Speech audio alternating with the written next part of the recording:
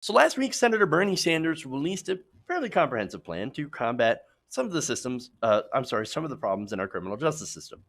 So now the platform, which Sanders unveiled at an event in Columbia, South Carolina, condemns America's, quote, overly punitive approach to public safety and urges investments to rebuild the communities that mass incarceration continues to decimate.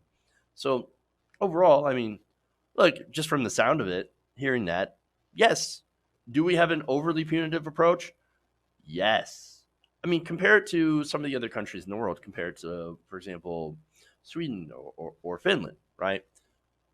Their prison systems are set up for rehabilitation in mind. So they're actually far more, I know, weird to say this, but they're far more comfortable. I mean, what is it? Anders Breivik, who was a guy who killed over 30 people. He was complaining that he didn't have a PlayStation 3. He's like, I only got this PlayStation 2, and or was it that he had a 3 and he was complaining that he didn't have a 4? That's the prison system in other places. Yes, you are segregated from society, but you're not treated like an animal. Which, look, in the case of Anders Breivik, I wouldn't mind if he was treated like an animal, but that's just my opinion. But then again, that's my American perspective from seeing that our prisons are punitive. And look, there's of course a reason that they're punitive, and it's the fact that there are corporations out there, companies that make money off imprisoning people.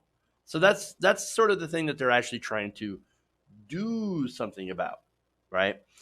So now, anyway, Sanders, during his speech, I'm sorry, not speech, it was actually in an email, wrote to his supporters, and he said this, quote, we have over 2 million people in jail and prison, more than any other nation on earth, and they're disproportionately African American, Latino, and Native American. We spend $80 billion a year on keeping people behind bars, money which could be used for education, job creation, and affordable housing. So that's obviously, of course, true. We could use that money for doing a lot of better things, as well as rehabilitation, right? So now he said to remedy this dysfunctional and devastating system, the platform on his website calls for this: a ban on private prisons as part of a broader effort to end profiteering in our criminal justice system. Now, that alone would be a huge step. Once you take the profit motive, and it's insane that we even have one, you take the profit motive out of imprisoning people, again, because that's super insane, then you're going to have less incentive to lock more people up. Right now, we have the opposite. We have more incentive to lock people up and to make sure that recidivism rates are really high so that these companies can fill those beds and therefore get paid, make a profit. So that alone would make a huge, huge difference. Now, they also call for an end to cash bail. So now that's interesting, right? So cash bail, they say, traps poor Americans in a cycle of debt. I will get to that in a minute, but there's more here. Holding excessive sentencing with the goal of cutting the incarcerated population by half. That's amazing. People don't quite understand how big of a statement that is, right? Cutting incarceration levels in half by 50%, which means half of all people in prison right now, they have the goal of releasing them, letting them go because of the excessive sentences, right, that they have received. That'd be huge. And before you freak out and be like, oh my God, all these hardened criminals, the murderers and the rapists are coming to my community. Actually, a lot of people that are in prison right now are in there for drug offenses, possession of marijuana, possession of other drugs. So keep that in mind, right? Before you just take a breath and be like, oh, right. They're in there for non-violent offenses. They're not coming to your house. They're not going to kill you. They're not going to rape you or whatever. No, they're in there for, again, non-violent drug possession. And so, yeah, not only that, but this one's really interesting. Banning the use of facial recognition software by law enforcement. That's huge. So that again, that is a innovation, and again, I'll go into that a little bit more in depth as well. But that is something that not a lot of people are talking about, but actually is a huge, huge goal. And I'm glad Senator Sanders has actually included that in this push, along with, of course, transforming policing by ensuring oversight and accountability. Of course, that makes sense, all the sense in the world. Abolishing the death penalty and going further than Elizabeth Warren on marijuana. See, Elizabeth Warren, she says, well, let's decriminalize marijuana. That's a good step. Bernie Sanders says, no, let's legalize it. Not only legalize it, but erase past marijuana convictions. Damn. That's big. Not only that, but ending criminalization of addiction by funding adequate treatment for those addicted to opioids. Remember the opioid crisis? That was something that Donald Trump said he was going to do something about. Oh no, we got to fix the opioid crisis. Oh, what have you done? What have you? You've done nothing. Nobody talks about it anymore. But it's still a problem. It's still a crisis. It's still ongoing, and we still don't have solutions to it. And so, Bernie Sanders, he has not forgotten. And he says, yes, let's do something about it. But first, we got to make sure to stop criminalizing addiction. And that, I think, is a big step towards making sure that we can actually solve the addiction problem. So now, big piece of legislation, right? Again, banning private prisons, wonderful idea. Right now, we have two of the biggest private prison corporations that are Geo Group and Corrections Corporations of America, and they're literally getting millions of dollars in state and federal contracts. And those companies right now also, through the government, are running facilities that house migrants arrested by the Trump administration. Again, these are undocumented immigrants. These are migrants. These are asylum seekers that are getting arrested at the border and shipped to these facilities where it costs about $750 a day to house them. Who's making that money? No, these companies, they're taking that money, taxpayer money, and they're putting it right in their pocket, while these kids, mostly kids, but not only that, but adults, women, men, children, teenagers, while they're getting denied for one flu shots, right? So disease can run rampant in those camps. Somebody's going to die as a result of that. And people have already died as a result of what's been going on in these camps.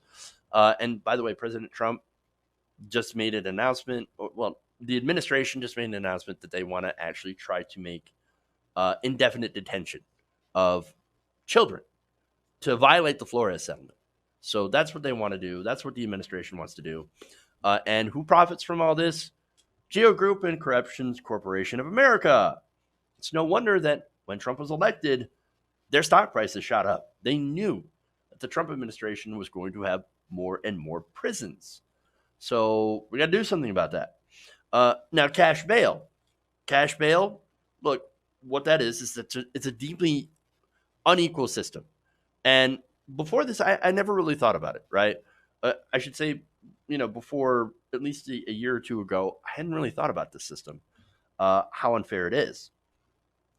What cash bail does is that it obviously favors people of means. Wealthy people, because of that, because they have the money to pay for it, spend virtually no time in prison awaiting sentencing. But on the other hand, you have poor people who cannot afford that, and so they end up either sitting in prison or borrowing money for to take out loans, bonds, etc. So look, it's a two-tiered justice system that is completely immoral and based on wealth. So that's disastrous. Now, there's another one that's that's really important that I mentioned: banning facial recognition technology. Now, what that is that right now there are government databases that have your face. Now, you didn't give them permission to have that. Even if you don't commit a crime, they're literally collecting that data on you. And I know it was crazy to think that years ago, Edward Snowden had released the fact that the NSA the government is literally spying on us or collecting our metadata. Now they've got our faces. Why are people not in an outrage, in an uproar about this? That's your privacy rights. And this is another attack on privacy, having these databases with all of our faces. Again, we did not consent to that. We did not commit crimes, but they're using that. And the scary implication as well from this is that they can attempt to, or they're trying to look for markers in your face that will see if you might one day commit a crime, a literal thought crime. It's insanity. I know it sounds crazy, but in reality, this is what's going on. This is what they're collecting data and trying to do.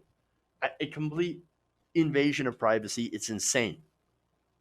So ban that. We have to ban that. 100%. And at some point, I'm going to talk with Evan Greer from Fight for the Future, and she's going to go into more detail about why we need to ban this technology. But it's really important. So overall, it's a pretty strong bill on criminal justice. Now, there's one thing that unfortunately Sanders left out, and this is a little bit of his blind spot, and that is sex workers. And there's nothing in here really about sex workers. Now, look, Sanders tries to do the right thing, but he's made mistakes when it comes to sex workers. Signing SESTA FOSTA, that was something that was hugely detrimental to the sex worker community. Now, I think sex workers, they deserve to be protected. They need to be protected because, look, I know there's a lot of people that have moral qualms against that. And for me, it's you legalize, you regulate so that you can protect these sex workers who are right now working maybe almost literally in the dark with no protections. If you're going to do this, then it has to be protected, because again, you're not hurting anybody. You're not really doing anything that I think is wrong, other than some people that think it's morally wrong. It's another business transaction between two consenting adults. Way different than sex trafficking, which of course is the reason why Bernie Sanders signed FOSTA SESTA, because yes, he wanted to crack down on this. These congressmen, they wanted to crack down on this, but unfortunately, the language of the bill also made it much more difficult for sex workers who are not being trafficked to be targeted as well by law enforcement. And so that's a negative side effect. Again, you have good intentions, but a bad piece of legislation. This is not a bad piece of legislation, but I just wish it added protections in there for sex workers as well. And so that's something that I think we need to push Bernie Sanders on, because I know he'll be receptive and at least consider it, think about it, if there's enough people that are asking about this and bringing it to his attention. So other than that, great piece of legislation, and it's definitely something that we need to transform criminal justice so that it protects every American. Hey guys, hopefully you enjoyed that free video. Now I'm going to have to ask you a favor. Between the demonetization and the YouTube algorithm messing around with view counts, etc., we're having a hard time adjusting to the new YouTube reality, which is where you guys come in. See, we have a patreon.com/TYTNation set up to help us rely on you guys, the viewers, instead of big corporate ads. Look, you know the show. You know how I'm not in favor of big corporations anyway. So help us transition away from relying on the ad model to pay the bills and sign up to be a patron, patreon.com/TYTNation. That goes a long way to help us keep the lights on. And you guys will know that you're supporting independent, progressive media.